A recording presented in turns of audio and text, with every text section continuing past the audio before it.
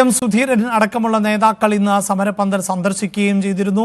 സമരപന്തലിൽ നിന്ന് വി വിനോദ് ആണ് ചേരുന്നത്. വിനോദ്, സമരത്തിന് ജനപിന്തുണയേറുന്നു എന്നാണ് സമരക്കാർ പറയുന്നത്. അപ്പോഴും ഈ സമരം എങ്ങനെ അവസാനിപ്പിക്കും, അല്ലെങ്കിൽ സമരം എങ്ങനെ അവസാനിക്കും എന്നതിൽ അവർക്ക് വ്യക്തതയുണ്ടോ? സർക്കാർ രണ്ടാഴ്ച, ഇന്നിപ്പോൾ 14 ദിവസം, കൃത്യം 2 ആഴ്ച പിന്നിടുകയാണ് ഈ പ്രതിഷേധം. സർക്കാർ ഇതിങ്ങനെ നടന്നുകൊള്ളട്ടെ എന്ന നിലപാടിൽ തന്നെയാണോ?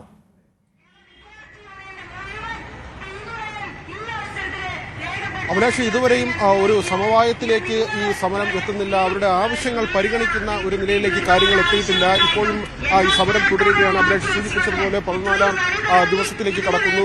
എം സുധീരൻ ഉൾപ്പെടെയുള്ളവർ ഇന്ന് ഈ സമരത്തിന്റെ ഭാഗമാകാനെത്തി. അദ്ദേഹം മുൻ KPCC പ്രസിഡന്റാണ്, ആരോഗ്യവകുപ്പ് മന്ത്രിയായിരുന്നു. അദ്ദേഹത്തിന്റെ സാന്നിധ്യം ഉൾപ്പെടെ ഇവിടേക്ക് വരുന്നു. മാത്രമല്ല, പല സംഘടനകളും, ആരോഗ്യരംഗത്ത് പ്രവർത്തിക്കുന്ന സംഘടനകൾ ഉൾപ്പെടെ സാമ്പത്തികമായ സഹായങ്ങൾ കൂടി ഇവർക്ക് നൽകുന്ന ഒരു സാഹചര്യമുണ്ട്. സർക്കാരിന്റെ ഭാഗത്തുനിന്ന് എന്തെങ്കിലും ഒരു അനുകൂല തീരുമാനമുണ്ടോ? സർക്കാരിന്റെ ഭാഗത്തുനിന്ന് ഇതുവരെ ഒരു അനുകൂലമായ ഒരു നിലപാടും ഉണ്ടായിട്ടില്ല. നമ്മൾ സമരം തുടർന്നുകൊണ്ടിരിക്കും. ഇപ്പൊ 2 മാസത്തെ ഓണറേറിയവും 3 മാസത്തെ ഇൻസെന്റീവുമാണല്ലോ കുടിശ്ശികയായുള്ളത്. സർക്കാർ പറയുന്നത്, ആരോഗ്യവകുപ്പ് പറയുന്നത് മറ്റ് സംസ്ഥാനങ്ങളെ അപേക്ഷിച്ച് കൂടുതൽ കാര്യങ്ങൾ ചെയ്യുന്നു എന്നൊരു വാദമാണ്. അത് ആദ്യമേ മുതൽ പറയുന്നില്ലേ, അതിന്റെ പൊള്ളത്തരങ്ങളും കള്ളക്കണക്കുകളും ഒക്കെ നമ്മൾ പൊളിച്ചു കൊടുത്തല്ലേ.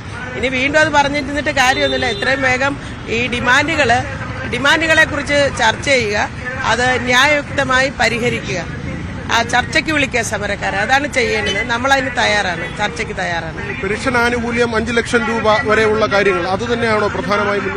പെൻഷൻ ആനുകൂല്യം 5 ലക്ഷം രൂപ നൽകുക, പെൻഷൻ നൽകുക, ഓണറേറിയം വർദ്ധിപ്പിക്കുക, അതെല്ലാ മാസവും 5-ാം തീയതിക്ക് മുമ്പ് നൽകുക. ഇതാണ് കുടിശ്ശികയാക്കുന്ന പരിപാടി അവസാനിപ്പിക്കണം. ഇതാണ് നമ്മുടെ ഡിമാൻഡ്. പിന്നെ മാനദണ്ഡങ്ങളെ സംബന്ധിച്ച് നമ്മൾ ഡിമാൻഡ് വെച്ചിരുന്നു. അത് മുഴുവനായി നീക്കം ചെയ്യുന്ന ആരോഗ്യമന്ത്രി പത്രദ്വാര അറിയിച്ചിട്ടുണ്ട്. അത് നമ്മൾ സ്വീകരിക്കുന്നു. നമ്മുടെ സമരത്തിന്റെ വിജയമായി പരിഗണിക്കുകയും ചെയ്യുന്നുണ്ട്. ബാക്കി ഡിമാൻഡുകൾ അംഗീകരിക്കണം. അതിന് സർക്കാർ ചർച്ചയ്ക്ക് വിളിക്കണം. ചർച്ചയ്ക്ക് ഞങ്ങൾ തയ്യാറാണ്. പരിഹരിക്കാൻ ശ്രമിക്കും. ധനമന്ത്രിയും ആരോഗ്യമന്ത്രിയും ഒക്കെ പറയുന്നത്, ആശാവർക്കർമാർ എന്ന് പറയുന്നത് നമ്മുടെ തന്നെ ഭാഗമാണ്, അവരങ്ങനെ ഒരു സമരത്തിലേക്ക് പോകേണ്ടതില്ല, ഏറ്റവും കൂടുതൽ ആനുകൂല്യങ്ങൾ നൽകുന്നു എന്ന നിലയ്ക്കാണ് കാര്യങ്ങൾ അവതരിപ്പിക്കുന്നത്. സമരത്തിന് പോകേണ്ടുന്നതില്ല എന്ന് പറയുമ്പോഴും പോകേണ്ടുന്ന ഒരവസ്ഥയിലേക്ക് തള്ളിവിട്ടാൽ പിന്നെ എന്ത് ചെയ്യും? നമ്മൾക്കും സമരത്തിനിറങ്ങാൻ താല്പര്യമില്ല. കാരണം ആരോഗ്യ മേഖലയുടെ, പൊതുജനാരോഗ്യ സംവിധാനത്തിന്റെ ഏറ്റവും അടിത്തട്ടിൽ പ്രവർത്തിക്കുന്നവരെന്നുള്ള നിലയിൽ വളരെ സുപ്രധാനമായ പങ്ക് വഹിച്ചുകൊണ്ടിരിക്കുകയാണ്. അപ്പോൾ എത്രയോ സാധാരണ മനുഷ്യരുടെ ജീവിതവുമായി ബന്ധപ്പെട്ടിരിക്കുകയാണ്. അപ്പോൾ അത് അവർക്ക് ആ സേവനം നൽകാതിരിക്കുന്നതിൽ നമുക്ക് ബുദ്ധിമുട്ടുണ്ട്. അപ്പോൾ അതൊക്കെ അതിലേക്ക് തിരിച്ചു പോകണമെന്നാണ് നമ്മുടെ ആഗ്രഹം. പക്ഷേ സർക്കാർ നമ്മളെ സമ്മതിക്കുന്നില്ല. സർക്കാരാണ് നമ്മളെ ഈ സമരത്തിലേക്ക് തള്ളിവിട്ടത്. ആശാവർക്കർമാർ പാലിയേറ്റീവ് കെയർ, അല്ലെങ്കിൽ ഈ നമുക്ക് വാക്സിനേഷൻ പോലുള്ള ഏറ്റവും താഴെ നടക്കുന്ന കാര്യങ്ങൾ, അതിൽ 26,000 പേര് സംസ്ഥാനത്തുള്ളവർ പങ്കെടുക്കുന്ന ഒരു കാര്യമാണ്. അപ്പോൾ അത് മാറി നിൽക്കുമ്പോൾ പൊതുജനങ്ങൾക്കും ആ ഒരു പ്രയാസം ഉണ്ടാകുന്നു. പൊതുജനങ്ങൾക്കും പ്രയാസം ഉണ്ടാകുന്നുണ്ട്. പക്ഷേ പൊതുജനങ്ങൾ എല്ലാവരും നമ്മളോട് സഹകരിക്കുകയാണ്. പൊതുജനങ്ങൾ പറയുന്നത്, നിങ്ങൾ ഈ ഡിമാൻഡ് നേടിയെടുത്തല്ലാതെ ഇവിടുന്ന് എഴുന്നേക്കരുത് എന്നാണ് പൊതുജനങ്ങളടക്കം നമ്മളോട് പറയുന്നത്. അവർക്ക് താൽക്കാലികമായി ഉണ്ടാകുന്ന ബുദ്ധിമുട്ടുകൾ സഹിക്കാൻ അവർ തയ്യാറാണ്. പക്ഷേ നമ്മൾ ഉന്നയിച്ചിരിക്കുന്ന ന്യായമായ അവകാശങ്ങൾ നേടിയെടുക്കണം എന്ന് തന്നെയാണ് പൊതുജനങ്ങൾ. മുഖ്യമന്ത്രിയെ കാണുന്നതിനോ മറ്റൊരു ശ്രമം നടത്തുന്നുണ്ടോ? മുഖ്യമന്ത്രിക്ക് ഈ പ്രശ്നം ചർച്ച ചെയ്യണമെന്ന് ആവശ്യപ്പെട്ടുകൊണ്ട് നമ്മൾ ഒരു നിവേദനം സമർപ്പിച്ചിരുന്നു. ഇനി നമ്മൾ അദ്ദേഹത്തെ നേരിട്ട് കാണാൻ എന്തെങ്കിലും ഒരു മാർഗമുണ്ടെങ്കിൽ തീർച്ചയായിട്ടും അദ്ദേഹത്തിന്റെ അനുമതി കിട്ടുമെങ്കിൽ നമ്മൾ അദ്ദേഹത്തെ കാണും. അഭിലാഷ്, ഇങ്ങനെയാണ്. കാരണം 21,000 രൂപയാക്കി ഓണറേറിയം വർദ്ധിപ്പിക്കുക, പെൻഷൻ ആനുകൂല്യമായി 5 ലക്ഷം രൂപ നൽകുക, ഈ പെൻഷൻ ഉറപ്പാക്കുക, 5-ാം തീയതിക്ക് മുൻപ് ഓണറേറിയം നൽകുക തുടങ്ങിയ ആവശ്യങ്ങളാണ് ഇവർ ഉന്നയിക്കുന്നത്. ഇതിൽ ഇതുവരെയുള്ള ചർച്ചകളിൽ സർക്കാർ എടുക്കുന്ന, അല്ലെങ്കിൽ ആരോഗ്യവകുപ്പ് കൈക്കൊള്ളുന്ന ഒരു നിലപാട് മറ്റിടങ്ങളിൽ നിന്ന് വ്യത്യസ്തമായി കൂടുതൽ ആനുകൂല്യങ്ങളോ അല്ലെങ്കിൽ കുറച്ചുകൂടി ഒരു സർക്കാരിന്റെ ഭാഗത്ത് നിന്ന് ഈ ആശാവർക്കർമാരോട് കൂടുതൽ ഒരു ആനുകൂല്യം നൽകുന്ന രീതി, അല്ലെങ്കിൽ അവരോട് അങ്ങനെ കൂടുതൽ അവർക്കൊരു വേതന വ്യവസ്ഥയൊക്കെ നൽകുന്നത് കേരളമാണ്. അതുകൊണ്ട് ഇപ്പോഴത്തെ സമരം അത് ചർച്ചയിൽ അവസാനിപ്പിക്കണമെന്നൊരു നിലപാട് സർക്കാർ കൈക്കൊള്ളുന്നുണ്ട്. പക്ഷേ ഇതുവരെയും ഉള്ള ചർച്ചകൾ, അല്ലെങ്കിൽ ഇതുവരെ നടന്ന ചർച്ചകൾ, അത് ഈ സമരം ഒത്തുതീർപ്പാക്കുന്നതിന് പര്യാപ്തമായ തോതിൽ അല്ല, അല്ലെങ്കിൽ ആ നിലയിൽ എത്തിയിട്ടില്ല. ഏതായിരുന്നാലും സമരം തുടരുന്നു. ചർച്ചകൾക്കുള്ള സാധ്യതകൾ അവശേഷിക്കുകയും ചെയ്യുന്നു. അഭിലാഷ്, ഒപ്പം നേരത്തെ ഇവർ പറയുന്ന ഒരു പ്രധാനപ്പെട്ട മറുപടി എന്നത്, ഇത് രാഷ്ട്രീയ പ്രേരിതമാണ്, കോൺഗ്രസ് ഇതിന് പിന്നിലുണ്ട് എന്ന വിമർശനം സർക്കാരിന്റെ ഭാഗത്ത് നിന്ന്, മന്ത്രിമാരുടെയൊക്കെ ഭാഗത്ത് നിന്ന്, നേതാക്കളുടെ ഭാഗത്ത് നിന്നുണ്ടായ പശ്ചാത്തലമുണ്ട്. ഇപ്പോൾ എം സുധീരനടക്കമുള്ള നേതാക്കളെ നമുക്ക് കാണാൻ സാധിക്കുന്നുണ്ട്. കഴിഞ്ഞ ദിവസം സൂചിപ്പിച്ചതുപോലെ BJP നേതാക്കളടക്കം കേന്ദ്രമന്ത്രിയായിരുന്ന വി മുരളീധരൻ അടക്കം സമരപ്പന്തലിൽ എത്തിയിട്ടുള്ള പശ്ചാത്തലമുണ്ടാകുന്നു. സമൂഹത്തിന്റെ മറ്റു ഭാഗങ്ങളിൽ നിന്നുൾപ്പെടെയുള്ളവർ എത്തുന്നുണ്ട്. ഇങ്ങനെ കൂടുതൽ ആളുകൾ ഇവിടേക്ക് ഇപ്പോൾ നേരത്തെ പകർത്തിയ ദൃശ്യങ്ങളിൽ തന്നെ നമുക്ക് VM സുധീരനും കൃഷ്ണപ്രസാദ് ആണ് എന്ന് തോന്നുന്നു, വ്യക്തമായില്ല. അങ്ങനെയുള്ള BJPയുമായി ബന്ധപ്പെട്ടും BJPയുടെ സംഘടനകളുമായി ബന്ധപ്പെട്ടും ഒക്കെ പ്രവർത്തിക്കുന്ന അങ്ങനെ വിവിധ രാഷ്ട്രീയത്തിലുള്ളവരെയൊക്കെ നമുക്ക് അവിടെ കാണാൻ സാധിക്കുന്നുണ്ടല്ലോ വിനോദ്.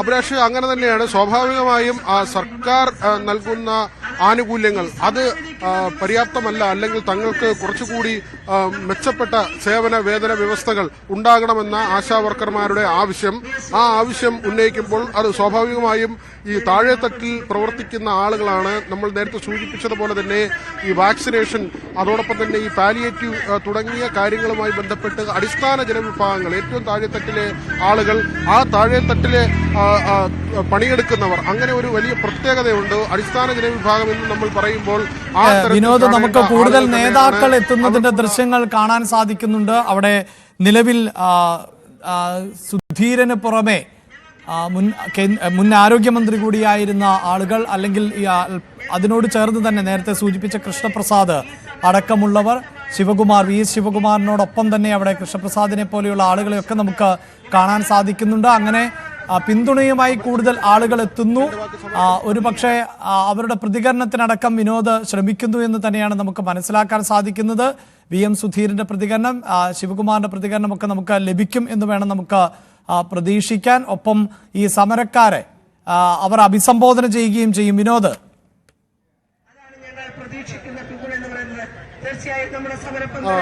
മുൻ ആരോഗ്യമന്ത്രി കൂടിയാണ് VS ശിവകുമാർ. അദ്ദേഹം മുൻ ആരോഗ്യമന്ത്രി കൂടിയാണ്. ഇങ്ങനെ ഒരു സമരം നടക്കുന്നുണ്ട്.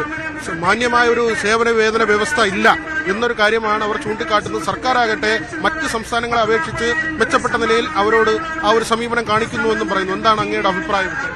തീർച്ചയായിട്ടും വളരെ ന്യായമായ ഒരു സമരമാണ് ആശാ വർക്കേഴ്സ് നടത്തുന്നത്.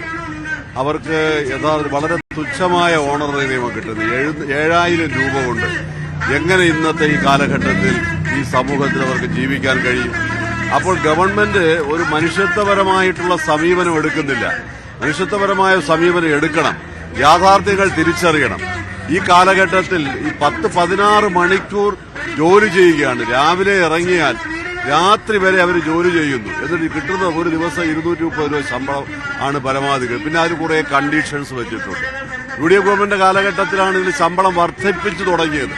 ഞാൻ മന്ത്രിയായിരുന്നപ്പോഴൊക്കെയാണ് അതിന്റെ വർധനയൊക്കെ ആരംഭം കുറിച്ചത്. യഥാർത്ഥത്തിൽ അവരുടെ ആ ഡിമാൻഡുകളെല്ലാം ഏറ്റവും ന്യായമായിട്ടുള്ള ആവശ്യങ്ങളാണ്. അപ്പൊ നമുക്കറിയാം, ഗവൺമെന്റ് പാവപ്പെട്ട ആളുകളെ അവരുടെ പ്രശ്നങ്ങൾ കണ്ടില്ല എന്ന് അടിച്ചുകൊണ്ട് മുന്നോട്ട് പോവുകയാണ്. ഇപ്പൊ നമ്മൾ കണ്ടുകൊണ്ടിരിക്കുകയാണ്, സാമ്പത്തിക പ്രതിസന്ധിയാണെന്ന് ഗവൺമെന്റ് പറയുന്നു. അതിലെന്തെങ്കിലും യാഥാർത്ഥ്യമുണ്ടെങ്കിൽ ഈ PSC മെമ്പർമാരുടെ അല്ലെങ്കിൽ PSC ചെയർമാന്റെ ശമ്പളമൊക്കെ ലക്ഷക്കണക്കിന് കൂട്ടുമോ? കൂട്ടില്ല. ഓരോ മേഖലകളിൽ അതാണ് ചെയ്തുകൊണ്ടിരിക്കുന്നത്. അപ്പോൾ തീർച്ചയായിട്ടും ആ കാര്യങ്ങൾ ഗവൺമെന്റ് കണ്ണു തുറന്ന് കാണണം. ആ കാര്യങ്ങൾ ഭംഗിയായിട്ട് നിർവഹിക്കുന്നതിന്, സമരം ഒത്തുതീർപ്പാക്കുന്നതിലേക്ക് വേണ്ടിയുള്ള അടിയന്തര നടപടികൾ സ്വീകരിക്കണം.